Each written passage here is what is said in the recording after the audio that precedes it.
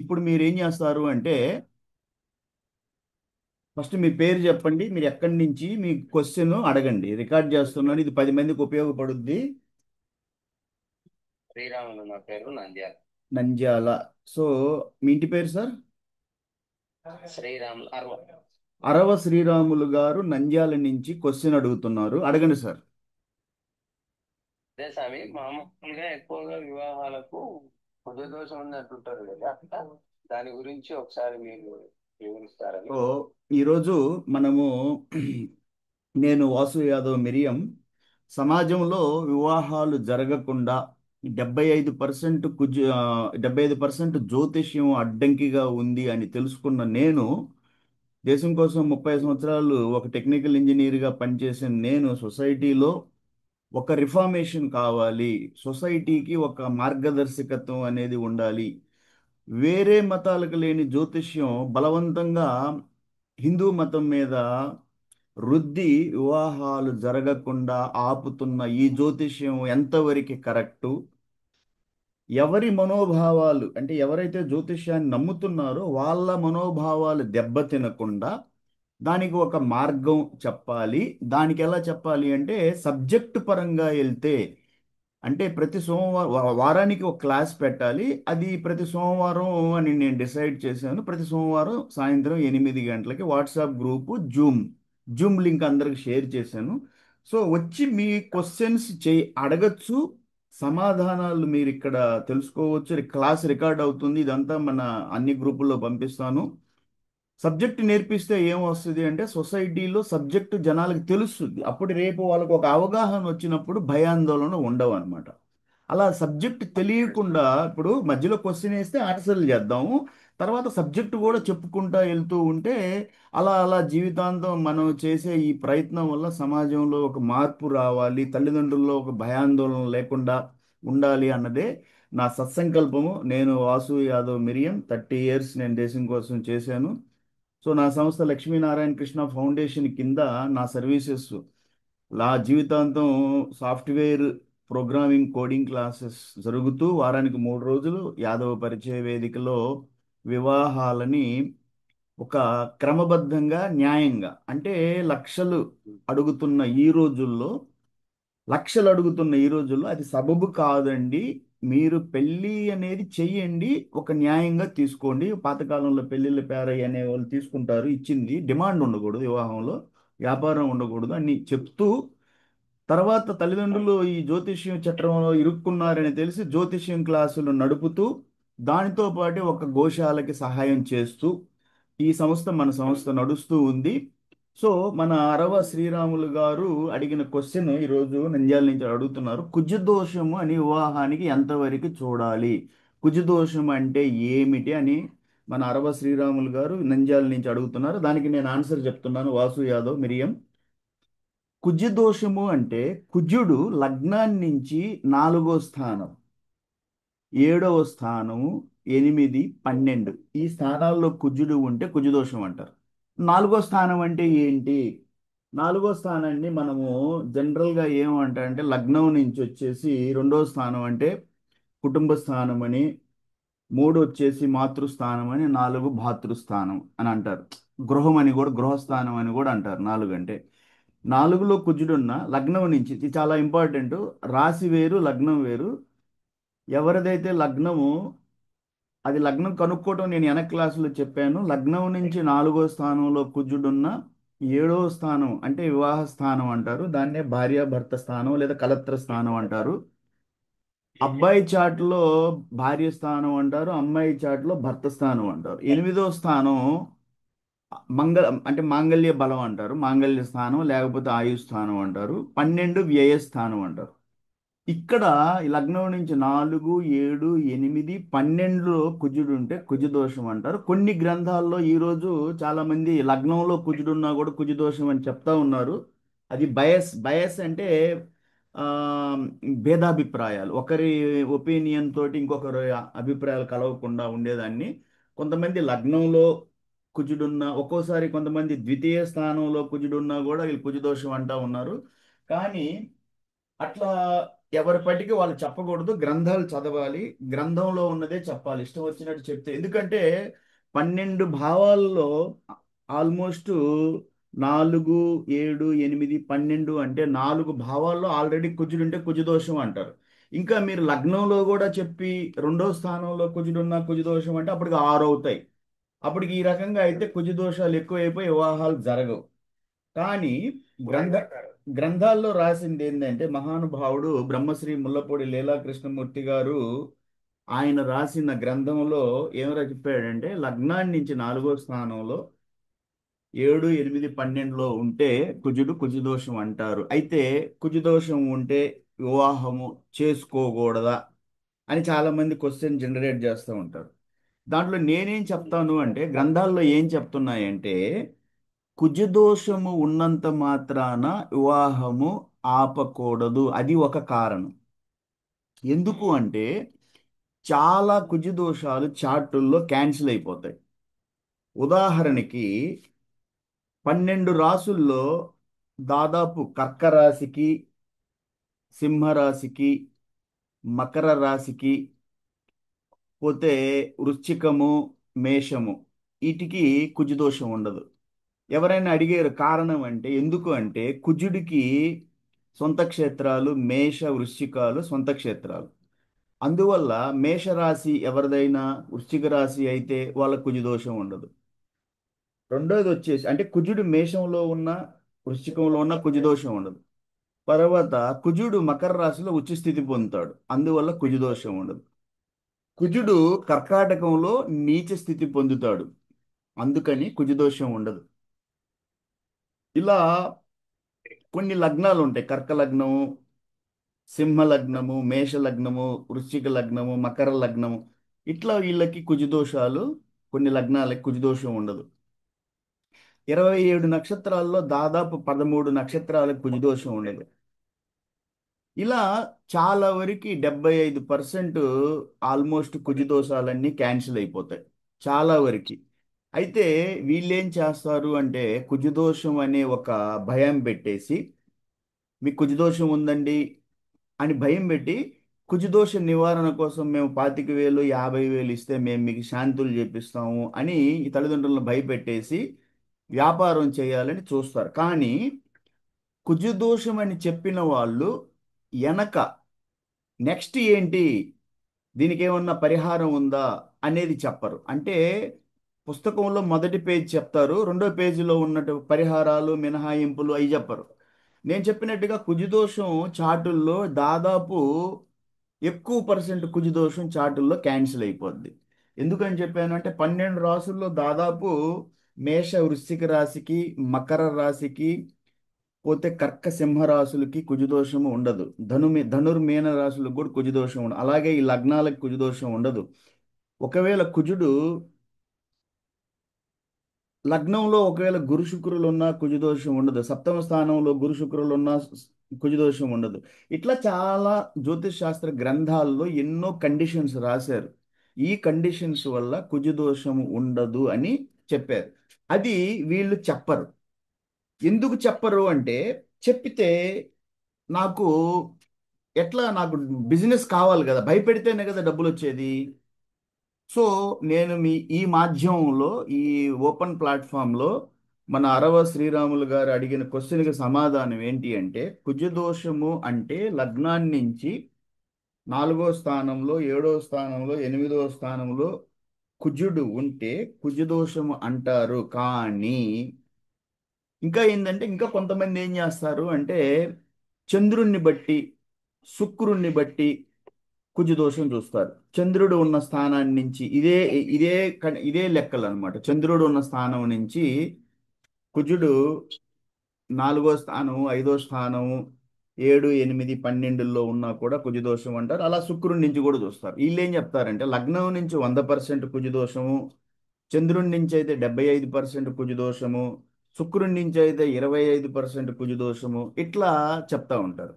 నేనేం చెప్తానంటే ఒకవేళ లగ్నం నుంచి కుజదోషం క్యాన్సిల్ అయినప్పుడు మిగతా చంద్రుడి నుంచి, శుక్రుడి నుంచి పెద్దగా చూడకూడదు, జనాలని ఎక్కువ భయపెట్టకూడదు. కాబట్టి మీకు ఎవరైనా అలా చెప్పి భయపెడతా ఉంటే నా నంబరు 9110398650. మీరు నాకు ఫోన్ చేయండి. కుజదోషం అనేది పెద్ద ఇష్యూ కాదు. దాన్ని బట్టి మీరు ఎప్పుడూ కూడా వివాహాలు ఆపకూడదు. అది ఒక కారణము మాత్రమే. అది ఒక కారణము మాత్రమే. చాట్లో ఎన్నో మంచి విషయాలు ఉంటాయి, ప్లస్లు ఉంటాయి. ఒకవేళ మనం ఒక నెగటివ్ ఉంటే ఎన్నో ప్లస్లు ఉంటాయి. ఒకవేళ కుజదోషము అన్నారు అనుకోండి, మీకు కుజదోషం క్యాన్సిల్ అయిపోద్ది చాలా చాటుల్లో. నేను చెప్పినట్టు కొన్ని గ్రంథాల్లో మీకు లగ్నం నుంచి 4, 7, 8, 12 స్థానంలో కుజుడు ఉంటే కుజదోషం అంటారు. అక్కడక్కడ మీకు రెండో స్థానంలో కూడా, అంటే కుటుంబ స్థానంలో కుజుడు ఉన్నా కూడా కుజదోషం అని కొన్ని గ్రంథాల్లో రాశారు. కాబట్టి మీరు ఈ కుజదోషము గురించి భయపడకూడదు. నేను చెప్పినట్టు 27 నక్షత్రాల్లో మనకి దాదాపు కుజదోషం లేని నక్షత్రాలు ఏంటేంటివి అంటే అశ్విని, మృగశిర, పునర్వసు, పుష్యమి, ఉత్తర, స్వాతి, అనురాధ, పూర్వాషాఢ, ఉత్తరాషాఢ, శ్రవణ, ఉత్తరాభాద్ర, రేవతి నక్షత్రములందు జన్మించిన వారికి కుజదోషము లేదు. ఇది నక్షత్రాలకు సంబంధించి. ఈ కుజదోషము చంద్రుడి నుండి గాని శుక్రుడి నుండి గాని 2, 4, 7, 8, 12 స్థానంలో కుజుడున్న కుజదోషముగా పరిగణించుతారు. అంటే నేనేం చెప్పాను, లగ్నాన్ని నుంచి కూడా కుజదోషం చూస్తారు, చంద్రుడి నుంచి శుక్రుని చంద్రుడి నుంచి 75%, శుక్రుడి నుంచి 25%, లగ్నాన్ని నుంచి 100% అని గ్రంథాల్లో రాసి ఉంది. మీరు ఈ రకంగా భయపడి వివాహాలు ఆపుకోవాల్సిన అవసరము లేదు. ఎందుకంటే నేను చెప్పినట్టు ఇప్పుడు 27 నక్షత్రాల్లో 13 నక్షత్రాల కుజదోషం ఉండదు. 12 రాసుల్లో నేను చెప్పినట్టు మేష వృశ్చిక రాసులకి ఎందుకు చెప్పాను, మేష వృశ్చికాలు కుజుడికి సొంత క్షేత్రాలు. ప్రతి రాశికి అధిపతి ఉంటాడు. ప్రతి రాశికి కూడా నవగ్రహాల్లో ఒక్క రాహుకేతువులకు తప్పించి అందరికీ కూడా రాశి ఆధిపత్యం ఇచ్చారు. మేష వృశ్చికాలకి కుజుడు అధిపతి. అదేవిధంగా కుజుడు మేష వృశ్చికాల్లో అంటే సొంత క్షేత్రాల్లో ఉన్నప్పుడు కుజదోషం ఉండదు. అలాగే కుజుడు మకరలో ఉచ్చ స్థితి పొందుతాడు కాబట్టి అక్కడ కుజదోషం ఉండదు. కుజుడు కర్కంలో నిత్య స్థితి పొందుతాడు కాబట్టి అక్కడ కుజదోషం భంగం అవుతుంది. సో ఇవన్నీ మైండ్లో పెట్టుకోవాలి. చాలా లగ్నాలు చెప్పాను. నేను చెప్పినట్టు మనకి కర్క సింహ లగ్నాలకి, ధనుర్మేన లగ్నాలకి, మేష వృశ్చిక లగ్నాలు వీళ్ళందరికీ కూడా కుజదోషం అని ఉండదు. సరే అయితే నెక్స్ట్ ఇంకేమన్నా మీకు అడగాల సార్ క్వశ్చన్? ఇంకేమన్నా ఉందా? ఏం లేదు సార్. ఓకే. మన అరవ శ్రీనివాసులు గారు వచ్చారు. శ్రీనివాసుల సార్. శ్రీరాములు సార్. ఇంకా మీకేంటంటే కొంతమంది ఏం చెప్తారంటే ఒక్కరికి ఒకవేళ కుజుదోషము ఉంది అని అంటే ఇంకొకరు కుజుదోషం ఉన్న వాళ్ళకి ఇచ్చి పెళ్లి చేసేసుకోండి అని చెప్తా ఉంటారు. కానీ అలా కుదరనప్పుడు భయపడేసి అయ్యో మాకు కుజదోషం ఉంది ఆ, అని మీరు చాట్లు పట్టుకొని తిరిగి కుజదోషం ఉన్న అమ్మాయిగా లేదా కుజదోషం ఉన్న అబ్బాయి కావాలని అలా అలా ఏం ఉండదు. ఓకే. మీరు ఆన్లైన్లో వెబ్సైట్లోకి వెళ్ళారంటే మీకు అంతా మోసం. అక్కడ అవన్నీ కూడా కోడింగ్ సరిగా రాయకుండా మిమ్మల్ని అక్కడ ఏం చేస్తారు అంటే ఒక కోడింగ్ అనేది 100% రాయాల్సిన కోడింగ్ని వాళ్ళు 25%, 40% కోడింగ్ రాస్తారు. అక్కడ మీకు కుజదోషం క్యాన్సిల్ అయినా కూడా 20% కుజదోషం ఉంది, 30% కుజదోషం ఉంది అని చూపిస్తూ ఉంటారు. సో అవన్నీ మీరు ఉదాహరణ కొన్ని వెబ్సైట్స్ ఉన్నాయి. వాటిల్లో మీకు ఆన్లైన్లో మొబైల్లో కానీ కొన్ని యాప్స్ చూపిస్తూ ఉంటారు కుజదోషం ఉంది అనేసి. మీరు ల్యాప్టాప్లో కానీ కంప్యూటర్లో కానీ మీరు లాగిన్ అయ్యారు. కొన్ని సైట్లు ఉన్నాయి. ఆ సైట్ల పేరు వచ్చేసి ఆస్ట్రో సేజ్ అని, ఆస్ట్రో టాక్ అని, ప్రో కేరళ అని, దృక్పంచాంగ.com ఇవన్నీ కూడా కుజదోషం క్యాన్సిల్ అయ్యింది చెప్పరు. ఇంకా 30% కుజదోషం ఉంది, అబ్బాయికి ఇంకా 25% కుజదోషం ఉంది, అమ్మాయికి ఇంకా 40% కుజదోషం ఉంది, ఇట్లా చెప్తా ఉంటారు. ఎందుకంటే ఇది పూర్తిగా కోడింగ్ అనేది 100% కోడింగ్ రాసినప్పుడు ఒకవేళ నేను చెప్పినట్టుగా ఈ కండిషన్స్ అప్లై అవుతున్నప్పుడు ఉదాహరణకి ఫలానా నక్షత్రం అబ్బాయి పుట్టాడు కుజదోషం క్యాన్సిల్, అది కోడింగ్లో కరెక్ట్గా రాయాలి. ఫలానా కుజుడు ఫలానా రాశిలో ఉన్నాడు సో కుజదోషం క్యాన్సిల్. ఓకే. లగ్నంలో గురువు ఉన్నాడు లేదా శుక్రుడు ఉన్నాడు, సప్తమ స్థానంలో గురు శుక్రులో ఎవరో ఒకరు ఉన్నారు, ఇట్లా ఉంటే కుజదోషం క్యాన్సిల్. అవన్నీ కండిషన్స్ అన్నీ రాసి 100% కోడింగ్ అయితే కుజ దోషం క్యాన్సిల్ అవి చూపించాలి. కోడింగ్లో ఉండదు కాబట్టి వీళ్ళు రాయరు కాబట్టి అక్కడ ఇంకా 30% 20% అని మిమ్మల్ని భయపెడతా ఉంటారు. సో ఆన్లైన్లో వెబ్సైట్స్కి వెళ్ళి భయపడమాకండి. నేను చెప్పిన ఆస్ట్రోసేజను ఆస్ట్రోటాకను ప్రో కేరళను దృక్పంచాంగ్ ఈ వెబ్సైట్లు అన్నింటిలో కూడా కుజ దోషం ఉందని మీకు చూపిస్తారు. మీకై మీరే జ్యోతిష్యులు అయిపోమాకండి. చాలా మంది వాళ్ళే వెబ్సైట్లు వేసుకొని వాళ్ళే యాప్లు వేసుకొని చూసుకొని 36 గుణాలకు మాకు ఆ, తక్కువ వచ్చినాయి, గుణాలు తక్కువ వచ్చినాయని చాలా మంది నాతోటి మాట్లాడుతూ ఉంటారు. మీరు ఆధునికంగా చదువుకున్నారు, ఆధునిక ఆలోచనలో ఉండండి. అంతేగాని ఇది ఒక జ్యోతిష్యం అనేది ఒక మహానుభావుడు పరాశర మహాముని లోక కళ్యాణం కోసం వేదిక జ్యోతిష్యం అని పెట్టారు. దాన్ని లోతుగా చూసి నమ్మేవాళ్ళు, నమ్మని వాళ్ళు నన్ను కోసం చాలా మంది అడిగితే మీరు నమ్ముతారంటే నేను నమ్మను. మరి ఎందుకు మీరు జ్యోతిష్యం నేర్చుకున్నారు అంటే సమాజంలో వివాహాలకు జ్యోతిష్యం ఒక అడ్డంకిగా మారింది. 75% మ్యాచ్లు జ్యోతిష్యం మీద వదులుకుంటున్నారు. వేరే మతాలకు లేని జ్యోతిష్యం మీకెందుకు? మీకు స్పెషల్గా జ్యోతిష్యం ఏమన్నా సృష్టించబడిందా? దానివల్ల మీరు వివాహాలు ఆపితే మరి సృష్టి ముందుకు ఎలా వెళ్తుంది? హిందువులలో రెడ్డి, నాయుడు, కమ్మ, బలిజ, యాదవ, గౌడ, బ్రాహ్మణ, వైశ్య ఎంతమంది హిందూ మతంలో ఉన్నారో వీళ్ళందరూ జ్యోతిష్యం చూసి 35, 37, 38 నా దగ్గర ప్రొఫైల్ 85, 86 వీళ్ళు పెళ్ళిళ్ళు చేయకుండా తల్లిదండ్రులు జ్యోతిష్యం చూసి ఆపుతున్నారు. ఎవరిది తప్పు? తల్లిదండ్రులదా లేకపోతే జ్యోతిష్యందా? తల్లిదండ్రులు ఎందుకు నమ్ముతున్నారు? మీరు 30 సంవత్సరాల క్రితం మీరు పెళ్లి చేసుకునేటప్పుడు చూడని జ్యోతిష్యాన్ని మీ పిల్లల మీద బలవంతంగా ఎందుకు రుద్దుతున్నారు? తప్పు కదా అది. అలా అలా చేస్తే నష్టం మీకే నష్టం. అది సృష్టిని మీరు మీ పిల్లలు నేను కాదంటం లేదు. కానీ మీరు చేస్తున్నది మీరు ఈ 30 సంవత్సరాల క్రితం మీరు శుద్ధగా పెళ్లి చేసుకున్నారు. 23, 24 సంవత్సరాల్లో ఇప్పుడేం జ్యోతిష్యం పట్టుకొని పిల్లలకి పెళ్లిళ్ళు చేయకుండా ఎలిక అయిందండి, పాము అయిందండి, ముంగుస అయిందండి, అష్టగుణ కూటానికి 36కి 16 వస్తున్నాయండి, అమ్మాయి రాశి అబ్బాయి రాశి కలవటం లేదండి, షష్టాష్టకాలు అయిపోయినాయండి, ఆ రాశికి ఈ రాశికి పొందడం లేదండి, అమ్మాయి తారాబలం కుదరటం లేదండి, నక్షత్ర బలం సరిపోవడం లేదు, అమ్మాయి నైదన తార అయిందండి, ఇద్దరికి నాడీ దోషం ఉందండి, ఈ రాశులు కలవడం లేదు, షష్టాష్టకాలు అయినాయింది, అమ్మాయి గణదోషం రాక్షస గణం అయింది, అబ్బాయి దేవ ఇద్దరికి పడదండి. ఈ రకంగా గ్రహాధిపతులు ఇద్దరు కూడా శత్రువులు అవుతున్నారు, మిత్రులు కావడం లేదు. పోతే రజ్జు దోషం ఉంది, స్త్రీ దీర్ఘ పొంతన దోషం ఉందండి, వేధా నక్షత్రాలు ఆ నక్షత్రానికి ఈ నక్షత్రం పడదండి, ఏక నక్షత్ర దోషం ఉంది, ఏకలగ్న దోషం ఉంది, ఏకరాశి దోషం ఉంది, త్రిజ్యేష్ఠ దోషం ఉంది, అమ్మాయి ఇంటికి పెద్దది అబ్బాయి ఇంటికి పెద్దోడు, వీళ్ళిద్దరిలో ఎవరో ఒకరు జ్యేష్ఠ మాసంలో పుట్టారు లేకపోతే జ్యేష్ఠ నక్షత్రం. ఈ రకముగా మీరు వివాహాలు ఆపుకుంటే మీకే నష్టం. ఇది వాసు యాదవ్ మిరియం. నా నంబరు 9110398650. నేను ప్రతి సోమవారం ఒక జ్యోతిష్య క్లాసు ఉచితంగా సమాజానికి మంచి జరగాలి. ఈ రకముగా హిందూ సమాజంలో మ్యారేజ్లు కాకుండా పిల్లలు జ్యోతిష్యం అనే ఒక భ్రమలో తల్లిదండ్రులు వాళ్ళ 100 సంవత్సరాల జీవితాన్ని తీసుకెళ్ళి రూపాయలకి ఎవరి చేతిలో పెడితే అతను చెప్పిన ఒక సింపుల్ స్టేట్మెంట్ ఎలిక పిల్లయిందండి వద్దు అని చెప్పే వదిలేస్తే ఆ వివాహాన్ని వీళ్ళు వదులుకుంటున్నారు. నా నంబర్ ఇస్తున్నాను, మీరు నాకు ఫోన్ చేస్తే అతను వద్దు అన్న వివాహంలో నేను 10 కారణాలు చూపిస్తాను చేసుకోవచ్చు.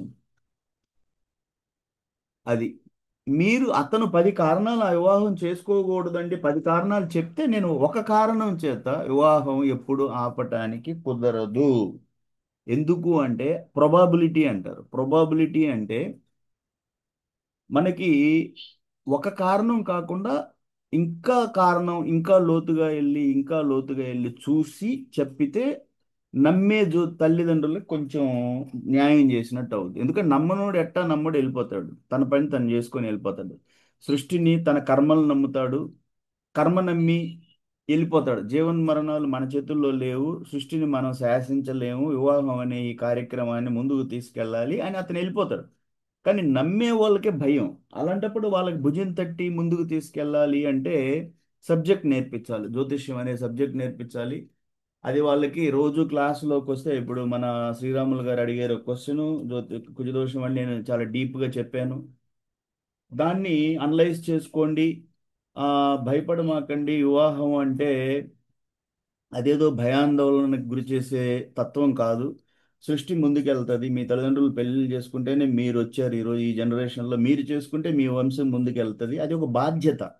ఆ బాధ్యతని బాధ్యతగా తీసుకోండి. అది బరువుగాను. చాలా మంది నాకు ఈ రోజుల్లో టెక్నాలజీ ఇంత అడ్వాన్స్ అయిన ఈ రోజుల్లో మీరు మొబైల్లో యాప్లు వేసుకొని మీకై మీరే వెబ్సైట్లోకి వెళ్ళి నక్షత్రం కలవలేదు, గుణాలు తక్కువ వచ్చినాయి అని మీరు చదువుకుంటున్నారు. చాలా మంది టెక్నికల్ ఇంజనీర్స్, తల్లిదండ్రులు చాలా మంది ప్రొఫెసర్స్, చాలా మంది తల్లిదండ్రులు లెక్చరర్స్, వాళ్ళు ఆ, కొంతమంది డైరెక్టర్స్, అలాంటి జ్యోతిష్యాన్ని వాళ్ళు తల్లిదండ్రులు నమ్ముతున్నారు. స్టూడెంట్స్ కూడా ఈ రోజుల్లో టెక్నికల్ ఇంజనీర్స్ వాళ్ళు యాప్లు వేసి మొబైల్లో, ఏ కుండలి యాప్ అనో, ఆ, పోతే కొన్ని కుండలి యాప్, ఇంకా కొన్ని యాప్స్ ఉన్నాయి. ఆ యాప్లు వేసేసుకొని పంచాంగం అని, తెలుగు క్యాలెండర్ అని యాప్స్ వస్తూ ఉన్నాయి. అవి వేసుకొని వాళ్ళే చూసి ఈ నక్షత్రం కలవదండి, ఆ నక్షత్రం కలవదండి అని చెప్పేసి వివాహాలు ఆపుకుంటున్నారు. అది మీకు తప్పు. ఎందుకంటే మీరు సృష్టిలో ఒక భాగము. ఈ భూమి మీద మానవ జన్మ ఎత్తారు. మన కర్మలు ఉంటాయి, కర్మలను మించి మనం వెళ్ళలేము. జీవన్ మరణాలు మన చేతుల్లో లేవు. మీరంత భయపడాల్సిన లేదు. అర్థమవుతుందా? కాబట్టి వివాహం చేసుకోవచ్చు. ముందుకెళ్ళండి ధైర్యంగా. వేరే ఒకటి ఆలోచన, ఒక మానవుడిగా ఈ జన్మ వచ్చిన తర్వాత ఒక చిన్న క్వశ్చన్, మీరు చదువుకున్న వాళ్ళు, మీకు చాలా మంది ముందు ఎంతో టెక్నికల్ ఇంజనీర్స్ ఉన్నారు, డాక్టర్స్ ఉన్నారు, డెంటిస్టులు ఉన్నారు, ప్రొఫెసర్స్ ఉన్నారు, లెక్చరర్స్ ఉన్నారు. మీ తల్లిదండ్రులు జ్యోతిష్యం చూస్తే వాళ్ళు మీరు క్వశ్చన్ చేయాలి, భయపడకూడదు. ఎందుకంటే సింపుల్గా వేరే మతాలు హ్యాపీగా పెళ్లిళ్ళు చేసుకొని ముందుకెళ్తుంటే సృష్టిలో మీరు సపరేట్గా సృష్టించబడలేదు, అందరూ ఒక్కరే మానవులే. కాకపోతే అది ఒక మూఢ ఆచారం. అయితే నమ్ముతున్నామండి మేము దీన్ని అంటే, సరే మీరు నమ్ముతున్నారు, మేము మీ మనసుని నేను బాధించదలుచుకోలేదు, మీ అభిప్రాయాలను గౌరవిస్తూ ఎంతవరకు చూడాలి, ఎంత డీప్గా, నేను చాలా మంది తల్లిదండ్రులు నాకు చెప్తా ఉంటారు, మేము పై పైనే చూస్తామండి జ్యోతిష్యం అంటే. ఆ పై పైన వల్లే మీకు నష్టం ఎక్కువగా జరుగుద్ది. ఎప్పుడైతే లోతుగా అధ్యయనం చేసినప్పుడు, జ్యోతిష్యం అనేది ఒక పెద్ద ఎంఏ లెవెల్ సబ్జెక్టు.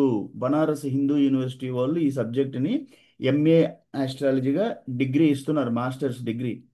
సో దాన్ని లోతుగా చూడాలి. లోతు అంటే ఎంత లోతుగా చూడాలి అంటే 3 గంటలు చూడాలి.